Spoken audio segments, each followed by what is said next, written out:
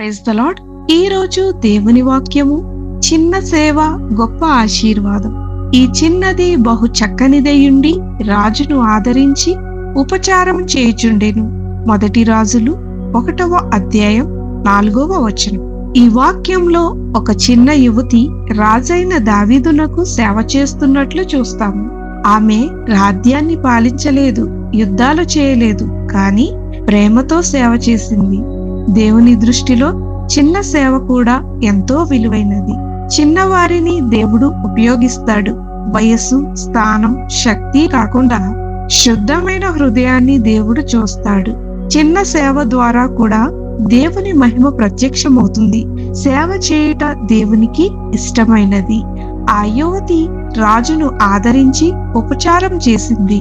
అలాగే మనము కూడా బాధల్లో ఉన్న వారిని ఓదార్చి ప్రేమతో సేవ చేయాలి. సేవలో దేవుని ప్రేమ కనిపించాలి. నమ్మకమైన సేవ ఆశీర్వాదమును తెస్తుంది. మనము చేసే ప్రతి చిన్న సహాయం దేవుని దృష్టిలో గొప్పది. మనుష్యులు గుర్తించకపోయినా దేవుడు తప్పక గమనిస్తాడు. ఈరోజు మన జీవితాల్లో నేను ఏమి చేయగలను అని కాకుండా నేను ఎవరిని ఆదరించగలను అని ఆలోచిద్దాం. చిన్న సేవల ద్వారా కూడా దేవుడు గొప్ప కార్యాలు చేస్తాడు.